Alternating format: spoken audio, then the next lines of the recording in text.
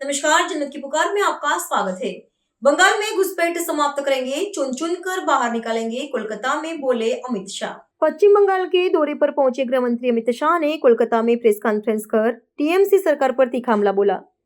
उन्होंने कहा कि 15 साल में बंगाल भय, भ्रष्टाचार और घुसपैठ का शिकार हुआ है। शाह ने दावा किया कि 2026 में बीजेपी की सरकार बनने पर घुसपैठियों को चुन चुन कर बाहर किया जाएगा, विकास को तेज किया जाएगा और बंगाल की सांस्कृतिक विरासत को पुनर्जीवित किया जाएगा। गृह मंत्री अमित शाह ने बंगाल की सीमा से हो रही घुसपैठ को सिर्फ राज्य का नहीं बल्कि पूरे देश की सुरक्षा से जुड़ा मामला बताया। उन्होंने जोर देकर कहा कि देश की संस्कृति और सुरक्षा को बचाने के लिए बंगाल की सीमाओं को सील करने वाली सरकार जरूरी है। शाह ने दावा किया कि यह काम टीएमसी नहीं बल्कि केवल भाजपा ही कर सकती है। अमित शाह की पूरी बात सुनिए। मित्रों, आज सभी का भारतीय जनता पार्टी की प्रेस वार्ता में मनपूर्वक स्वागत है। आज 30 दिसंबर का दिन है। हम सभी भारतीयों के लिए गौरव का दिन है।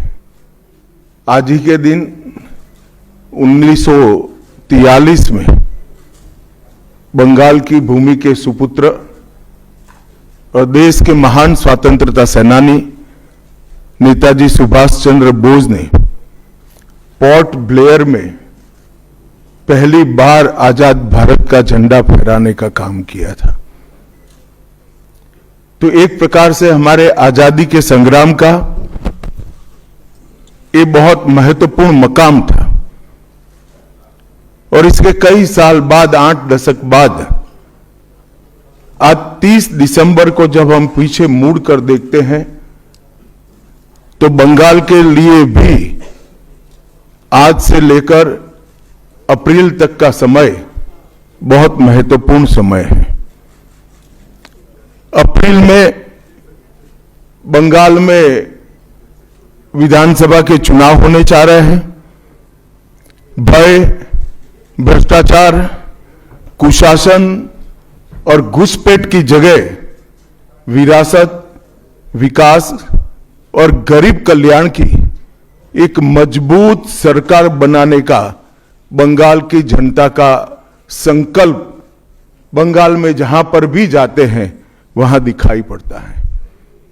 तृणमूल कांग्रेस के 15 साल के शासन में भय, भ्रष्टाचार और कुशासन और विशेषकर घुसपैठ से बंगाल की जनता चिंतित भी है, भयभीत भी है और आशंकित भी है।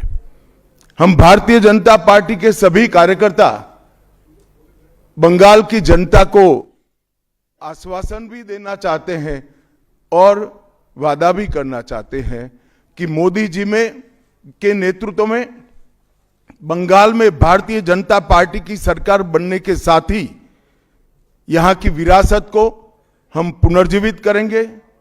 विकास की गंगा फिर से बड़ी तेज गति से बहेगी और गरीब कल्याण, जो बंगाल का आज बहुत महत्वपूर्ण मुद्दा बना है, देश भर में जहां जहां एनडीए सरकार है, भाजपा सरकारें हैं, हमने गरीब कल्याण को प्राथमिकता दी है।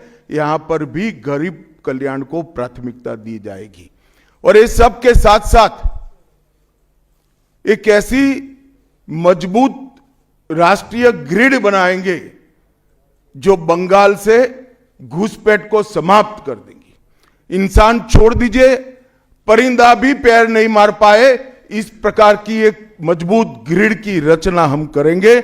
और न केवल घुसपैठ रोकेंगे, सारे घुसपैठियों को चुन चुन कर भारत के बाहर निकालने का काम भी भारतीय जनता पार्टी की बंगाल सरकार करेगी। आज ममता बनर्जी के नेतृत्व में भ्रष्टाचार के कारण पूरे बंगाल का विकास एक प्रकार से थम गया है। मोदी जी की सारी लाभकारी योजनाएं जो पूरे देश में गरीबी का उन्मूलन कर रही है, यहां पर टोल सिंडिकेट के भेंट चढ़ चुकी हैं और हर योजना डेड एंड पर पहुंच चुकी है। 14 सालों से भय, और भ्रष्टाचार ये बंगाल का पहचान बना हुआ है। बीजेपी सरकार का संकल्प 15 अप्रैल 2026 के बाद जब भाजपा सरकार बनेगी, बंग गौरव, बंग संस्कृति, उसके पुनर्जागरण की हम फिर से शुरुआत करेंगे। और विवेकानंद जी, बंकिम बाबू और गुरुवर टैगोर और श्यामा प्रसाद मुखर्जी के स्वप्न का बंगाल बनाने का हम फिर से एक बार प्रयास करेंगे। और आज मैं फिर से एक बार कहना चाहता हूं, भारतीय जनता पार्टी के लिए ये बंग भूमि बहुत पवित्र और बहुत मायने रखने वाली है, क्योंकि हमारी स्थापना, भारतीय जनता पार्टी की स्थापना, भारतीय जनसंघ की स्थापना यही बंग भूमि के बड़े नेता श्यामा प्रसाद मुखर्जी ने की है। भारतीय जनता पार्टी की स्थापना से स्वामी विवेकानंद और बंकिम चंद्र चट्टोपाध्याय, इनका अनुकरण भारतीय जनता पार्टी ने अपने सभी सिद्धांतों के अंदर किया है। मित्रों, आज जब मैं कह रहा हूं कि इस बार 26 के बंगाल के विधानसभा चुनाव में बंगाल में हमारी सरकार बनेगी, इसका मजबूत आधार भी भारतीय जनता पार्टी के पास है। मैं आपको 2014 से 2024 तक के चुनाव के यात्रा के परिणामों को बताना चाहता हूं। 2014 के लोकसभा चुनाव में हमें 17% वोट मिले थे और 2 सीटें मिली। मेरी बात जरा सभी पत्रकार बंधु ध्यान से सुने। 2014 के चुनाव में हमें 17% वोट और 2 सीट मिले थे। 2016 के विधानसभा चुनाव में हमें 10% वोट मिले और विधानसभा की केवल 3 सीटें मिली थी। फिर 14 से 19 के बाद 19 के लोकसभा चुनाव में हमें 41% वोट मिले और 18 सीटें मिली। और 21 के विधानसभा चुनाव में हमें 38 वोट मिले और 77 सीटें मिली। ये बहुत बड़ा अंतर है। जिस पार्टी को केवल 3 सीट मिले थे, वो पार्टी 5 साल के ही अंतराल में 77 सीट प्राप्त करी। और इसका नतीजा देखिए, कांग्रेस, जिसकी एक प्रकार से स्थापना ही बंगाल से शुरू हुई, वो कांग्रेस पार्टी बिग जीरो पर पहुंच गई। और 34 साल तक शासन करने वाला कम्युनिस्ट गठबंधन भी एक भी सीट प्राप्त नहीं कर पाया और हमने मुख्य विपक्ष का स्थान प्राप्त किया। आज शुभेंदु जी मेरे साथ यहां पर बैठे हैं, वो हमारे प्रतिपक्ष के नेता हैं। 24 के चुनाव में भी हमने 39% वोट प्राप्त किया, 12% सीट प्राप्त की, 12 सीटें प्राप्त की। और 26 में हम निश्चित रूप से प्रचंड बहुमत के साथ भारतीय जनता पार्टी की सरकार बनाने वाले हैं।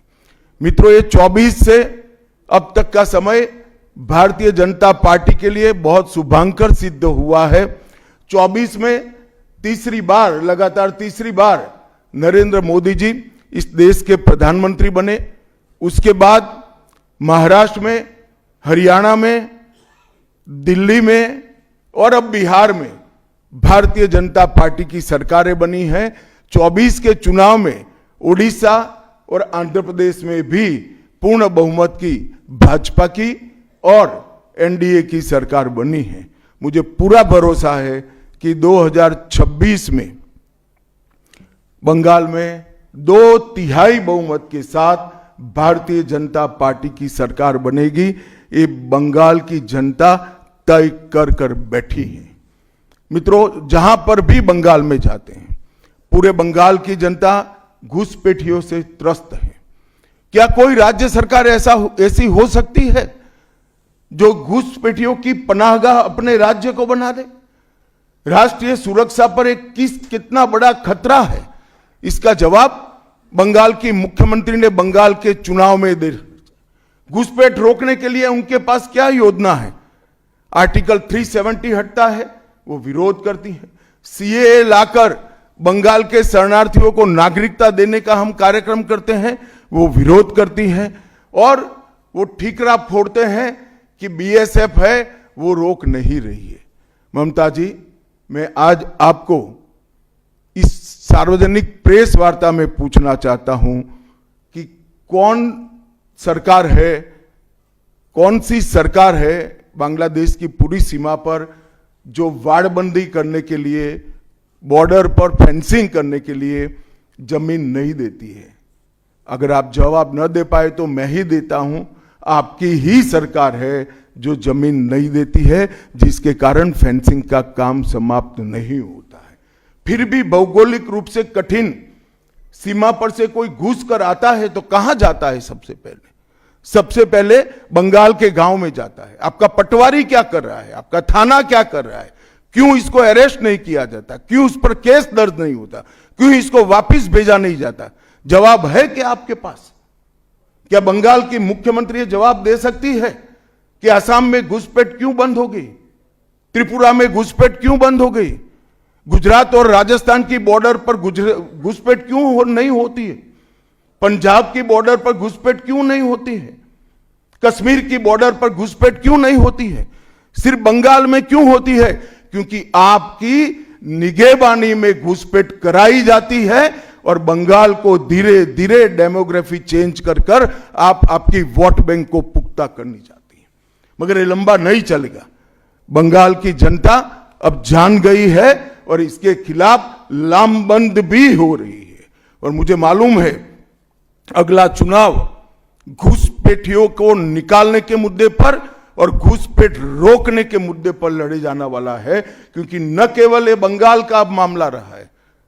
मैं आज बंगाल की जनता को इस प्रेस वार्ता के माध्यम से बताने आया हूं कि बंगाल की बॉर्डर से हो रही घुसपैठ सिर्फ बंगाल का मामला नहीं रहा है, अब ये राष्ट्रीय सुरक्षा का मामला है। देश की संस्कृति को बचाना है, देश की सुरक्षा को सुनिश्चित करना है, तो बंगाल की बॉर्डर सील कर दे, ऐसी देशभक्त सरकार यहां लानी पड़ेगी जो ममता बनर्जी नहीं कर सकती, केवल और केवल भारतीय जनता पार्टी कर सकती है। घुसपैठ के अलावे भ्रष्टाचार से पूरी बंगाल की जनता त्रस्त है। रोजवेली चिटफंड घोटाला, कैश फॉर क्वेरी घोटाला, एसएससी घोटाला, नगर पालिका नगर नियम का भर्ती का घोटाला, गाय तस्करी का घोटाला, राशन पीडीएस का घोटाला, मनरेगा का घोटाला, पीएम आवास का घोटाला, इतने सारे घोटाले हैं कि मैं पूरा लिस्ट पढ़ूंगा तो मेरी प्रेस कॉन्फ्रेंस का पूरा हिस्सा ही उसमें चला जाएगा। अब क्या ममता बनर्जी इस बात का जवाब दे सकती है कि आपके मंत्रियों के ठिकाने पर से 27 करोड़ रुपया मिलता है, जिसको गिनते गिनते नोट गिनने की मशीन भी गर्म होकर बंद हो जाती है? बंगाल जैसे गरीब राज्य के अंदर 27 करोड़, 20 करोड़, 15 करोड़ ये राशि मिल रही है, आपकी कोई अकाउंटेबिलिटी नहीं है। पार्थो चैटर्जी जेल में जाते हैं, ज्योति प्रिय मलिक जेल में जाते हैं, अनुव्रत मंडल जेल में जाते हैं, जीवन कृष्ण शाह जेल में जाते हैं, माणिक भट्टाचार्य जेल में जाते हैं, चंद्रनाथ सिन्हा जेल में जाते हैं, परेश पाल जेल में जाते हैं, कुंतल घोष जेल में जाते हैं, फिरहाद हकीम वो भी आरोपी बनाए जाते हैं, शोभन चैटर्जी आरोपी बनाए जाते हैं, कुणाल घोष 3 साल जेल में रहकर आते हैं, और आप कहती है कि भ्रष्टाचार नहीं हो गया, हो रहा है। आप आंख मूंद लिए ही हो भ्रष्टाचार के लिए, मगर बंगाल की जनता अपनी आंख बंद कर कर नहीं बैठी है। गरीब बंगाल की जनता के अधिकार का पैसा आपकी कैडर की भेंट चढ़ रहा है, आपको इसको जवाब देना पड़ेगा। महिलाओं की सुरक्षा ये बहुत बड़ा मुद्दा बना है और अधिकृत रूप से कहा जाता है कि महिलाएं 7 बजे के बाद अपने हॉस्टल और घर से न निकले। हम कौन से जमाने में जी रहे? मुगल काल में जी रहे हैं क्या? ममता जी, ये आजाद भारत, यहां माताओं बहनों को पूरा दिन जब इनकी मर्जी हो, जब इनको काम हो, घर के बाहर निकलने की सुरक्षा प्रदान करना ये हमारा संवैधानिक दायित्व है, जो देने में आपकी सरकार विफल गई है। आरजी कर मेडिकल कॉलेज का मामला हो, संदेश खाली का मामला हो, दुर्गापुर मेडिकल कॉलेज का मामला हो, साउथ कॉलेज लॉ कॉलेज का मामला हो, हर जगह बेटियां असुरक्षित हैं और ढेर सारे लोग और ढेर सारी माताएं बहनें ये अत्याचार से तंग आ चुकी है, असुरक्षा से तंग आ चुकी, वो भी राह देख रही है कि कब वोट देने का अधिकार आए और हम ये निकम्मी तृणमूल कांग्रेस की सरकार को हटा दें। सांप्रदायिक तुष्टीकरण को इस राज्य सरकार ने अपनी नीति के रूप में स्वीकार कर लिया है। अब मरहम लगाने का प्रयास हो रहा है, मैं सुबह से देख रहा हूं, मगर अब मरहम लगाने से कुछ नहीं होता है। हृदय पर, बंगाल की हिंदुओं के हृदय पर घाव इतना गहरा बैठ गया है कि कोई मरहम काम नहीं आएगा। अब आपका जाने का समय तय हो गया है। यहां तक इंतहा कर दी, यहां तक कि पार्लियामेंट में वंदे मातरम पर चर्चा होती है। बंकिम बाबू ने रचे हुए वंदे मातरम पर चर्चा हुई, जो गीत पूरे हमारे आजादी के आंदोलन का प्रेरणा गीत बना, वो वंदे मातरम की चर्चा का तृणमूल कांग्रेस विरोध कर रही है, क्योंकि उनकी वोट बैंक इससे नाराज हो रही है। ये बंगाल की जनता कभी सहन नहीं करेगी।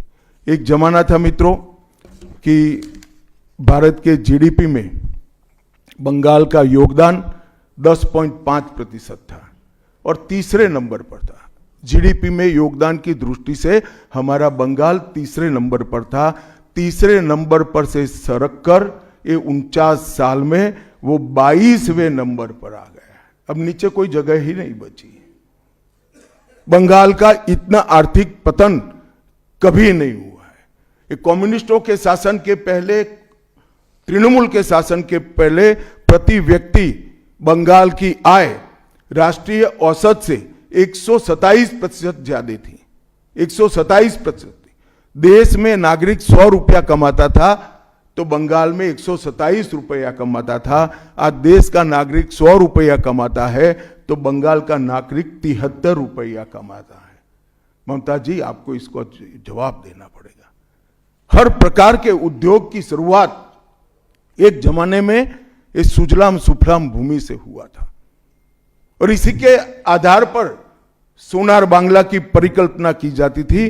वो बंगाल में आज भ्रष्टाचार, घुसपैठ और टोलबाजी के कारण सारी इंडस्ट्री वापिस जा रही है। केंद्र सरकार की योजनाएं लागू करने में उनको अपनी वोट बैंक गंवाने का डर है। पीएम किसान देरी से लागू किया, बंगाल के किसानों का 10,000 करोड़ रुपया चला गया। आयुष्मान भारत आज तक लागू नहीं किया और बहुत आयुष्मान भारत से बहुत एक प्रकार से कमियां वाली स्वास्थ्य साथी की स्कीम लागू की है। मुझे बताइए, कोई बंगाली, बंगाल का नागरिक भारत में कहीं जाता है और बीमार पड़ गया, स्वास्थ्य साथी स्कीम उसको बाहर के अस्पताल में इलाज करवा पाएगी क्या? नहीं करवा पाएगी। क्या गुनाह किया है बंगाल के गरीबों ने? देश भर के गरीबों को 5 लाख तक की पूरे स्वास्थ्य की गारंटी मिल रही है। अरे कई राज्यों ने किया कि केंद्र 5 लाख दे रहा है, उन्होंने और 5 लाख जोड़ दिए। आप केंद्र के 5 लाख इसलिए स्वीकार नहीं करना चाहते हो कि नरेंद्र मोदी से आपको डर है। डर तो ठीक ही है, क्योंकि मोदी जी की लोकप्रियता बंगाल में दिन प्रतिदिन बढ़ती है, मगर इसके कारण गरीबों का आप नुकसान कर रही हो। वो बंगाल के गरीब जरूर। हिंसा और प्रतिशोध की राजनीति, पूरा देश ऐसी आशा करता था कि यहां से कम्युनिस्ट जाने के बाद हिंसा और प्रतिशोध की राजनीति समाप्त हो जाएगी, मगर हुआ उल्टा। इन्होंने तो कम्युनिस्टों को भी अच्छा कहला दिया। मित्रों, अब तक 300 से अधिक भारतीय जनता पार्टी के कार्यकर्ता मारे गए हैं। 21 के चुनाव के बाद लगभग 3000 कार्यकर्ता विस्थापित बनकर आज भी अपने गांव में नहीं लौटे हैं। उनको दबाव बनाया जाता है कि आप तृणमूल का झंडा उठाओ तभी गांवों को रहने देंगे। क्या ये स्वस्थ लोकतंत्र की निशानी है? कोई व्यक्ति अपने किसी राजनीतिक दल में काम करना है, वो स्वतंत्र रूप से तय नहीं कर पाएगा। वो ममता जी मुख्यमंत्री की चैम्बर से तय करेगी क्या? ममता जी, जितना भी प्रताड़ना करना हो करो, बंगाल की जनता अब तय कर कर बैठी है। इन्होंने भाजपा के कार्यकर्ताओं को हर तरह से प्रताड़ित किया, यहां तक कि महिलाओं पर बलात्कार भी किए गए। मैं अपना रिपोर्ट नहीं दे रहा हूं, नेशनल ह्यूमन राइट कमीशन का रिपोर्ट है। इसका भी जवाब ममता जी को देना पड़ेगा। ममता जी ने सारी संवैधानिक औचित्य को समाप्त कर दिया। किसी भी राज्य में प्रधानमंत्री जाते हैं तो वो देश के प्रधानमंत्री होते हैं। कई राज्यों में हमारी सरकार नहीं, कहीं ऐसा व्यवहार नहीं होता।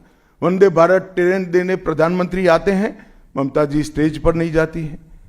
कई प्रकार के भारत सरकार के सुप्रीम कोर्ट के आदेश से बने हुए, मेरी बात ध्यान से सुनिएगा, सुप्रीम कोर्ट के आदेश से बने हुए भारत सरकार के डीओपीटी के रूल्स ये तोड़ देती है, मरोड़ देती है। डीजीपी और मुख्य सचिवों की अपॉइंटमेंट में मनमानी करती है। रिटायर्ड होने के बाद सलाहकार बनाकर प्रॉक्सी डीजीपी और प्रॉक्सी सीएस बैठाने का काम करती है।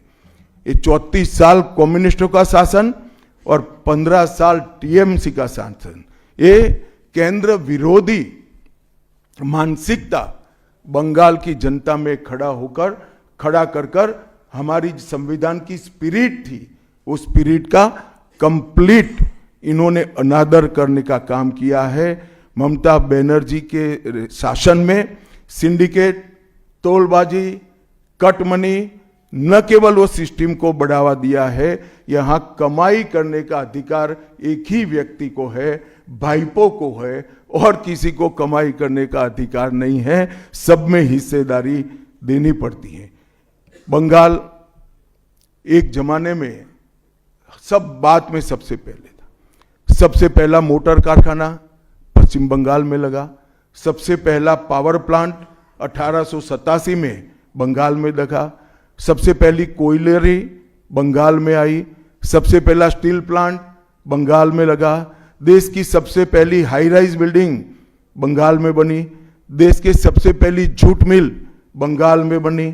देश की पहली मेट्रो ट्रेन बंगाल में आई। एक ही शहर में 2 पोर्ट एक ही जगह है, बंगाल में है। और देश की सबसे पहली आधुनिक यूनिवर्सिटी कलकत्ता यूनिवर्सिटी भी बंगाल में बनी। और विश्व प्रसिद्ध विश्व भारती यूनिवर्सिटी भी, जिसने भारतीय शिक्षा के कंसेप्ट को जमीन पर उतारा, वो भी बंगाल में बनी। मगर ममता जी, आप गौरव मत करिएगा, इसमें से कुछ आपके समय में नहीं हुआ है। ये जो करने वाले थे, उनके पूरे रिदम को, इनकी लय को, बंगाल की विकास की गति को तोड़ने का आप काम करें। बंगाल आज इंडस्ट्रियल रूप से कंप्लीटली बर्बाद हो चुका है, और ये आपके शासन में ही हुआ है।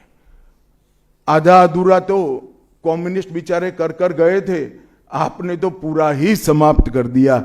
सिंडिकेट राज, तालेबाजी, शत्रुतापूर्ण माहौल, इसके कारण 2011 से 25 के बीच में 7000 से ज्यादा कंपनियां बंगाल छोड़कर बंगाल के बाहर चली गई।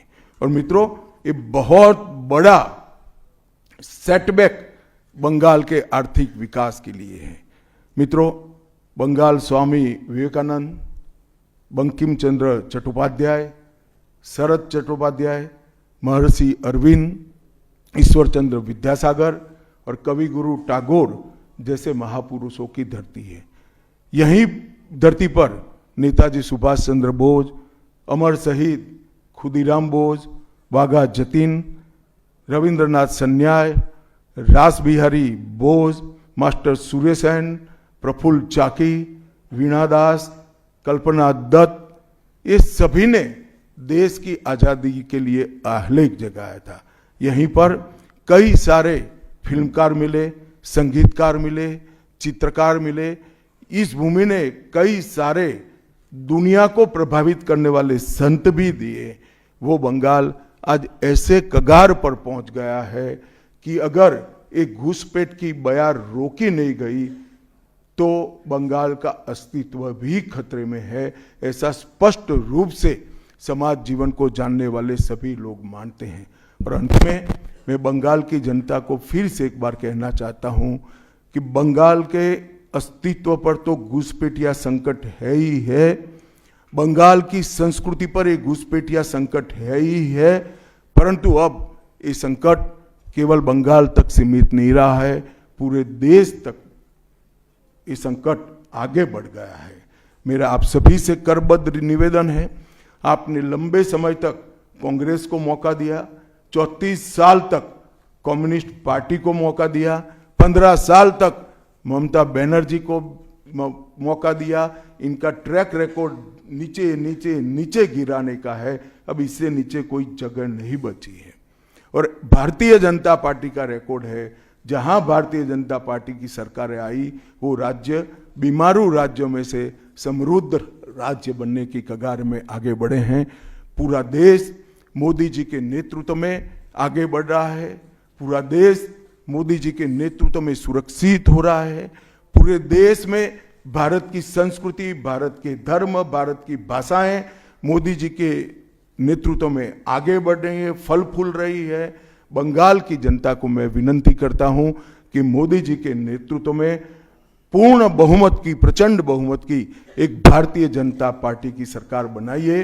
हम कवि गुरु की कल्पना का, विवेकानंद की कल्पना का, बंकिम बाबू की कल्पना का बंगाल बनाएंगे, सोनार बांग्ला बनाएंगे और निश्चित रूप से काम भारतीय जनता पार्टी की सरकार ही कर सकती है, ऐसा मेरा विश्वास है।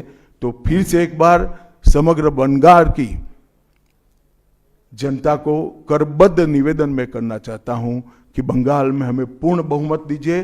बंगाल और पूरे भारत को सुरक्षित करने के लिए ये चुनाव में बाकी सारी चीजें छोड़कर भारतीय जनता पार्टी को जिताने का काम करिए। धन्यवाद। अगर आपने हमारा अभी तक चैनल सब्सक्राइब नहीं किया है तो कृपया चैनल सब्सक्राइब कर लें, लाइक करें, शेयर करें, कमेंट करें। तो मिलते हैं फिर किसी और खबरों के साथ। नमस्कार।